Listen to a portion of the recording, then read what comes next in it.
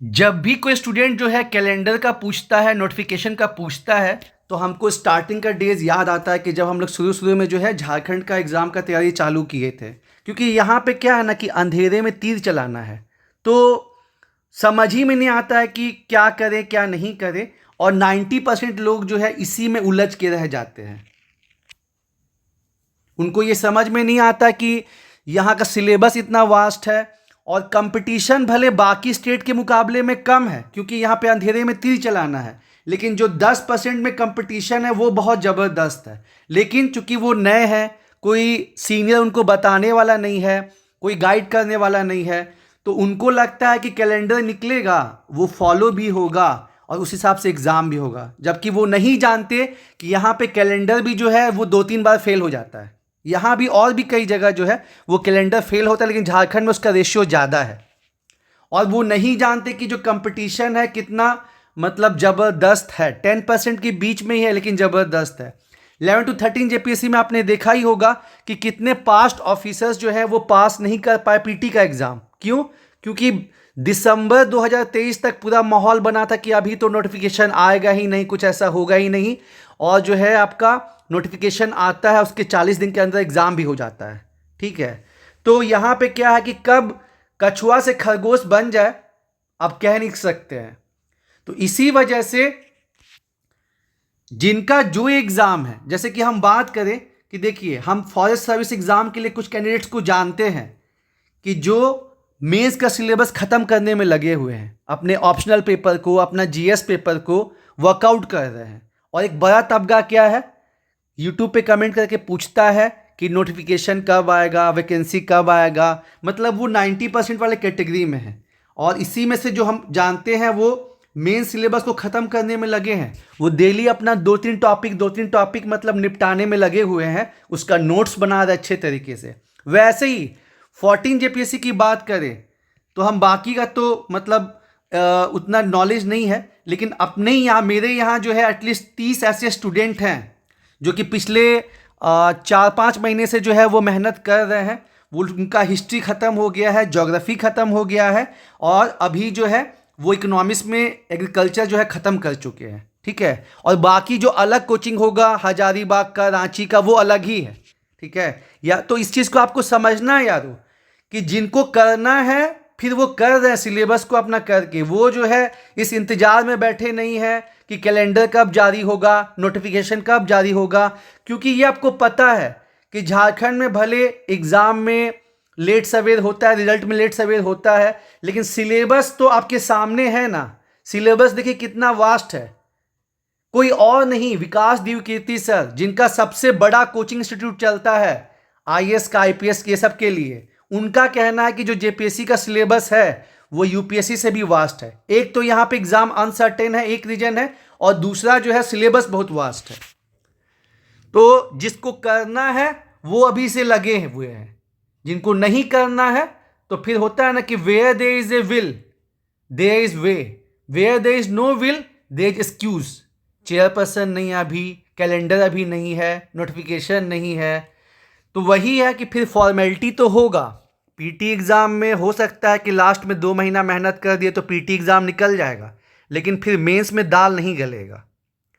वैसे ही हम कुछ लोग को जानते हैं जुडिशरी मेंस में, जैसे होता है ना कि वहाँ भी बिल्कुल जो है अनसर्टेनिटी है, कुछ पता नहीं चल रहा है, लेकिन आपको ये तो मालूम है कि पीटी एग्ज़ाम हो गया है तो मेंस एग्ज़ाम होगा, अध्यक्ष की नियुक्ति भी हो गई है। तो हम कुछ लोग को जानते हैं जो पहले उनका था कि हमको जो है बस क्वालिफाई कर लेना है, और अब वो टारगेट कर रहे हैं कि हमको जो है टॉप 10 में आना है। देखिए जब माइंड को आप क्लियर संदेश देंगे ना कि आपको करना क्या है, जैसे बहुत लोग क्या संदेश देते हैं कि बस मेरा टारगेट जो है पीटी एग्ज़ाम है, वो भूल जाते कि जो सिलेक्शन है वो मेंस पे होना है। वो मेंस पे वर्कआउट ही नहीं करते, और मेंस पे देखिए आप कितना कम समय दे रहा है, 3 महीने का टाइम ऐसा कुछ दे रहा है। जो टाइम है दोस्तों अभी है, जो टाइम है अभी है, बाद में मिलेगा नहीं।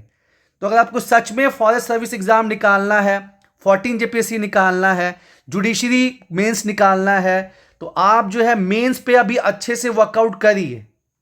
उसी तरह अभी बात चल रहा है ना कि झारखंड दरों का वैकेंसी आने वाला है, तो अभी 10% ही जो है सीरियस उसके लिए लगना स्टार्ट किए होंगे या लगे होंगे। तो आपको भी उस 10% में आना है, क्योंकि एग्जाम तो होगा ये तय है, तो इसके लिए पढ़िए। और दिक्कत क्या होता है ना कि हम लोग भूल जाते हैं कि हम लोग एस्पिरेंट हैं। अभी यहाँ छोटे बच्चों को पढ़ाने का 400 रुपया, 500 रुपया, अच्छे शहर में 1000 रुपया मिलता है। तो आप ना हेल्पलेस मत बनिए। जो तो जॉब में हमको कोई टेंशन नहीं है, लेकिन हम स्टूडेंट की एक बड़ी कैटेगरी को जानते हैं जो कि कुछ करते ही नहीं है और फिर जो है टेंशन लेते रहते हैं। अच्छा लगता है क्या कि इतना एज हो गया अभी से भी घर से पैसा ही ले रहे हैं? ठीक है, तो अपना कुछ ना कुछ करिए, पढ़ाइए, उसको अपना ईगो को साइड रखिए और अपना मतलब ये चीज़ करिए, और साथ ही साथ फिर तैयारी भी कीजिए। क्योंकि ये हम देख रहे थे यूट्यूब में, मतलब कमेंट में आ रहा है ऐसे भी जो लोग हैं, और स्टार्टिंग में नहीं पता चलता है, वही गाइडेंस के वजह से, प्लस झारखंड का क्या हिसाब किताब है ये शुरू में पता नहीं चलता है। तो इसीलिए हम ये वीडियो बनाए हैं कि आप एकदम क्रिस्टल क्लियर हो जाइए कि हमको इस 90% में नहीं आना है, जिनका फेल होने का बहुत ज़्यादा चांस है। क्योंकि यहाँ पे जो है मेंस एग्जाम भी है, और भले कंपटीशन जो है 10% के बीच में है, लेकिन ज़बरदस्त वाला कंपटीशन है। और ये ऑलमोस्ट हर एग्ज़ाम के लिए, झारखंड के हर एग्ज़ाम के लिए। तो जो भी आपका टारगेट है उसके लिए आप लगिए। जैसे हम बोले ना कि जो फॉरेस्ट सर्विस एग्ज़ाम का तैयारी कर रहे हैं, हम 3-4 लोग को जान रहे हैं कि वहाँ पे 2 आपका ऑप्शनल सब्जेक्ट है, जीएस है। भाई इतना सिलेबस वास्ट है, तो वो लोग जो है दोनों टॉपिक का जो है, मतलब एक टॉपिक मान लीजिए पेपर ए का, एक टॉपिक पेपर बी का, ऐसे मिक्स करके कर रहे हैं। और 14 जेपीसी का हम बता ही दिए कि बाकी कोचिंग तो है ही रांची हजारीबाग में। हम लोग के यहाँ मेहनत होगी, जीत होगी में 30 ऐसे लोग हैं जिनका जो है GS3 कंप्लीट हो गया है, अभी जो है वो GS5 कर रहे हैं। बाकी तो और भी ऐसे कितने स्टूडेंट होंगे। और यहाँ पे आप क्या पूछ रहे हैं, अरे चेयरपर्सन कब आएंगे, नोटिफिकेशन कब आएगा? ठीक है, आप सोच रहे हैं कि पीटी के बाद सीधे आपको इंटरव्यू का कॉल आ जाएगा। ठीक है, यही गलत फहमी में तो मैक्सिमम लोग जो है रहते हैं, और मैक्सिमम टाइम इसलिए सिलेक्शन नहीं हो पाता है कि हम लोग को लगता है कि बस पीटी ही है, पीटी हो गया तो मेंस फिर थोड़ी रुकने वाला है।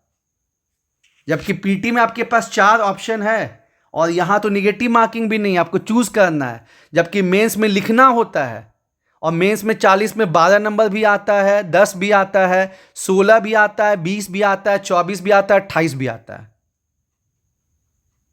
तो वही चीज़ है।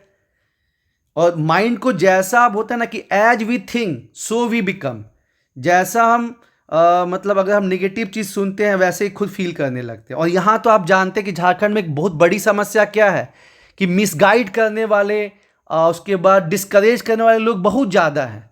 तो आपको क्या करना है, अब बस सिलेबस प्रिंट आउट करके रखिए। आपके पास गूगल है, चैट जीपीटी है, यूट्यूब है, और 1 बाय 1 जो उसको ढूंढिए ना। लेकिन आपको करना ही नहीं है, आपको करना ही नहीं, तो फिर कोई क्या ही बोलेगा। आज के टाइम में तो इतना रिसोर्सेज है, बस हमको टाइम लगाना, एक एक टॉपिक पे 2 घंटा 3 घंटा लगाना होगा, और तब जाके उसका नोट्स बनेगा।